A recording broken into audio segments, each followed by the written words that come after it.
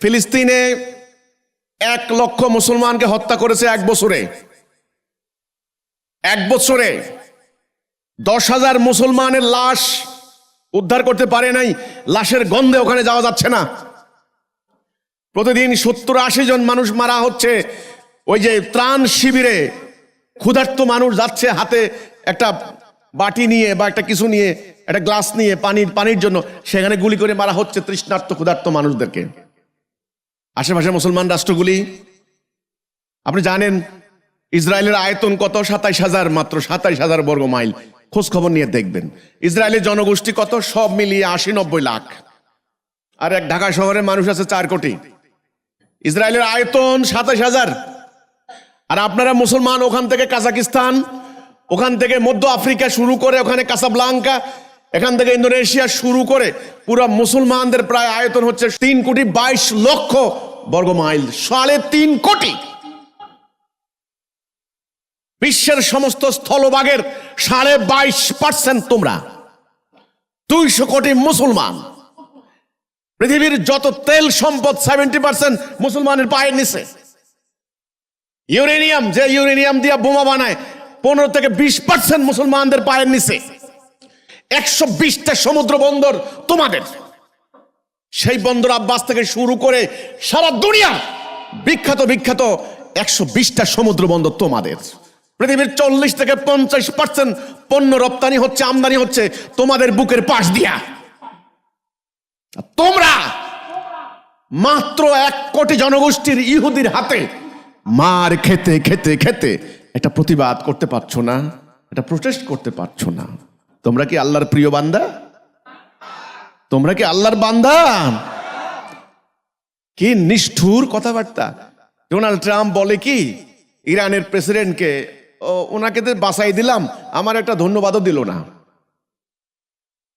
আমরা যে কোনো সময় ওকে হত্যা করতে পারি, এটা কোনো ব্যাপার না। ও কোথায় থাকে এটা আমাদের হাতের মুঠোয়।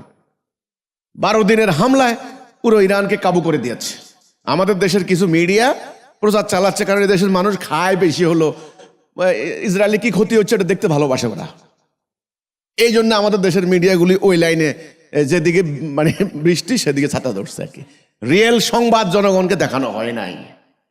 কিন্তু ইরানের মেরুদণ্ড ভেঙে দিয়েছে। কোন প্রতিবাদ আছে? আছে? কেন কিছু করতে পারলেন না আপনারা? এবার বাংলাদেশ, আমার সোনার বাংলা, আমি তোমায় ভালোবাসি। কতটা ভালোবাসছেন দেখা যাচ্ছে তো এখন। যারা আমার সোনার বাংলা, আমি তোমায় ভালোবাসি, এই কবিতা আমাদেরকে, গান আমাদেরকে শুনিয়েছে, তারা বেশি টাকা লুট করেছে বাংলাদেশ থেকে। তারা বেশি লুট করেছে। আমি হতবাক হয়ে যাই। বাংলাদেশের জাতীয় পতাকা যখন দাঁড়ায়, সবাই দাঁড়িয়ে গিয়ে স্যালুট দেয়, জাতীয় পতাকা স্যালুট দেয়। এত বড় বাটপারি তোমরা দেশের সাথে করলা। আরে ধর্ম তো তোমাদের নাই।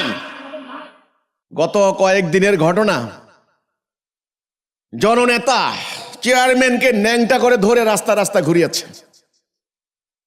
প্রধান নির্বাচন কমিশনারকে ঘর থেকে বের করে এনে জুতা দিয়া গালের মধ্যে চড়াইয়া তারপরে লাইতে লাইতে পুলিশকে দিচ্ছে। আচ্ছা, তোমাদের মান সম্মান? কালকে দেখলাম মাদক খাইছে এই অপরাধে মা, ছেলে, মেয়ে 3 জনকে পিটিয়ে নির্মমভাবে কুপিয়ে হত্যা করেছে বাংলাদেশ। আরেকটা খবর, থানা লুট করে আসামিকে ছিনিয়ে নিয়ে গেছে। এটার নাম দিয়েছে mob culture, mob justice. Mob হচ্ছে উত্তেজিত জনতা যা খুশি তা করছে। ভব্যতা, সভ্যতা, শৃঙ্খলা, আদব, কায়দা, বিনয়, সম্মান কিছু আছে নাই। দুনিয়ার সকল সভ্য জাতি আমাদেরকে ঘৃণা করে। কেন?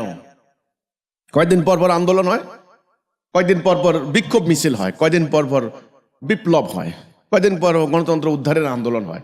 ইদানিং পোলাপাইন একটা আন্দোলন করছে, সেটা হলো বৈষম্য বিরোধী আন্দোলন। এখন এটা হলো স্বাধীনতা করছে, এখন দ্বিতীয় স্বাধীনতার ঘোষণা।